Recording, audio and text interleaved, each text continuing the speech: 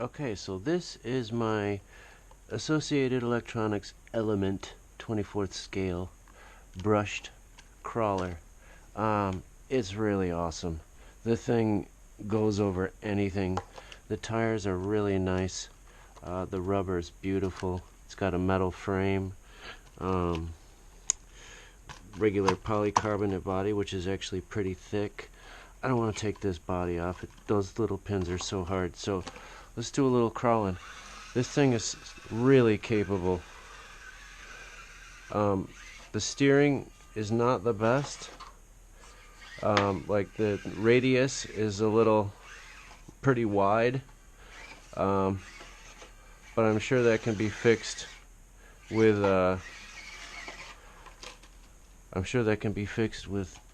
some additions, some add-ons, some upgrades. But watch this. This thing goes right over this tube. Can you believe that? Look at that. I don't know about reverse. Yeah, reverse too. Right over the tube. This thing is amazing. I never got into crawling before. I've got that 10th scale. That's like a Red Cat, but it's a couple of different companies are calling that their own. The company that that put this one out is Danchi, but Red Cat also puts this out too, and it's a great little car. It was like 90 bucks, and it's got four-wheel steering, 2 different servos, 2 motors. But this thing's just really awesome. There's a bumper you can get for it, but I'm not gonna, because it comes down right here and it would stop you dead in your tracks going against stuff like that. But look at that, crawls right over that, no problem.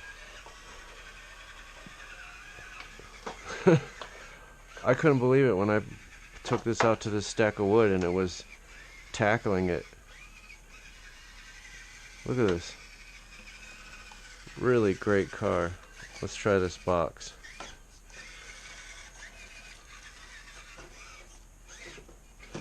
It's too light.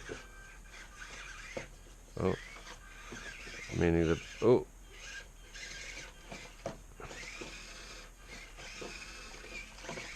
It can't get those back tires up over it. But here's my little collection, pretty much. Almost all my cars here. I got a couple in my van. A couple of these guys. But yeah, I've got 4 of these. One of them is the metal geared. This is a metal geared 14th scale, basically an HBX. This is my pretty new Team Associated 14th scale brushless buggy. I put 120 amp ESC in here. It was a $14 AliExpress brushless ESC, and it flies now, but it's not real. It's kind of a little glitchy and, reverse. You know how those cheap ESCs are. Here's my crate, and it's upside down because I don't want the wheels touching. And she needs some tuning before next season. Right now, this doesn't have a receiver in it, but this is ready to go. I love this car. And as you can see, like, which one I use most. I've got a broken suspension arm on that. Swapped it out with aluminum, but I don't know if I really want to do that. I've got all 4 of them. Ooh, leaking shocks. Well, that's bound to happen when things sit for too long. My Typhon, I love that thing. This was my first ever hobby grade RC, and then came this, my Granite. And after that was the Typhon, and after that was the Senton, and here's my upgraded Granite that I've got these aluminum CVDs on here. I don't know how upgraded it is. It's actually a tank right now. It's so heavy that crashing it would be pretty devastating. So yeah, that's pretty much my cars. My Nitro. This is my newest big car, and I love this thing. I put a BLX system in this. you know, from these cars here, from the Armas, and that thing rocks. It's got a center diff, front and rear metal diffs. Um, it's got a plastic chassis. I mean, it's not the best quality, but look at it, for a short course car, it's got real side bumpers. You know, kind of unlike the ones Arma just kind of throws on there. But I love Armas, don't get me wrong. This car is tough as nails, and I'm sure it's way tougher than that, but that's actually better equipped. Um, there's a company called VRX, and Legendary and VRX, or VXR, something like that, they share a lot of parts, so I can get a bunch of parts for that. And some upgrades. They have aluminum shock towers and hinge pins and motor mounts and all that sort of stuff, and actually a metal chassis if I wanted to, and they're pretty cheap too. They're like $13 for a metal chassis or something like that. My Mojave, I love this car because I love short course cars. And here's my bodies over here. Got a couple. I've got the EXB Creighton body that actually came with my Creighton, and I just super glued some skid rails on there. I've used this once, and you know, see, this is what I do with all my bodies. It's got the thread tape, shoe goo, and then a layer or two of liquid rubber, brush on liquid rubber, not that spray crap. I've used that and it's garbage. The spray stuff just does not, it scrapes right off. I've actually probably, yeah, there it is over there, rubber flex seal. I've used a couple different kinds, that stuff and the bed liner, and they're just no good. The brush on liquid rubber is the best stuff. Once you have about 3 layers of, you know, shoe goo and thread tape, actually I put in heavy areas I put a couple layers of the thread tape, you know, in areas that get a lot of stress. But for the rest of it, like, I only use 1 layer, but I use up to 3 layers of thread tape if I feel like, you know, like the inside of the wheel wells, things like that. Ooh, but this car is just really great. Some people are putting aluminum, like little drive shafts here, because they're running theirs on 2S, and I think this is, I'm pretty sure this is just a 1S battery. It's a tiny one of those little, it's flat, and it's a flat battery that sits under some rubber bands that holds it onto the frame. But it's a good system, and that little battery lasts quite a while, with that tiny brushed motor that's there. But this thing has scale transmission. It's got a 2-stage transmission on this thing. So there's some serious gear ratios going on under the hood here. In fact, I'm gonna break it open. I want to show you.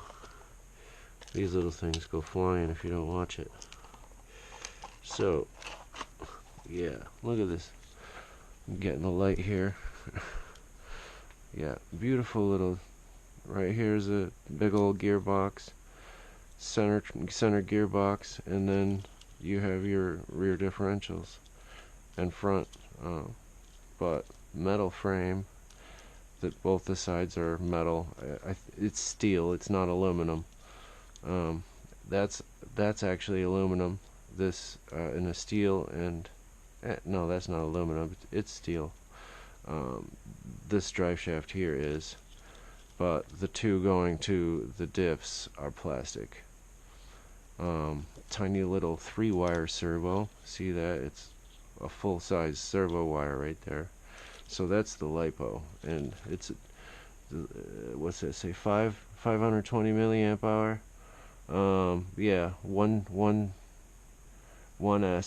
10C. Great battery though. But I have to charge it with the charger that comes with it because I have no hookups. Like, none of my chargers have this kind of connector on them. But alright, so that's pretty much it. I'm gonna call it done with this. I just wanted to show you how awesome this thing is, and it's less than $100. It's like, no, that's not true. It's 100 and like 109, something like that. But totally worth it. It's a quality car, a lot less noisy, a lot quieter without the body on. Look at that thing.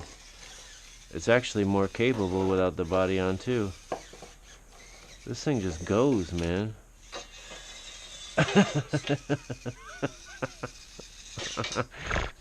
Yeah, this thing's tough as nails. And when you're sitting vertical, the thing stays put. I want to show you. I'll get on something here. I'll use this.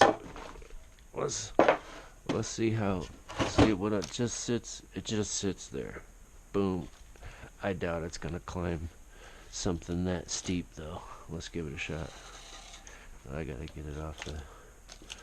No, there's no way. Oh my God. See, it wouldn't do that with the body on.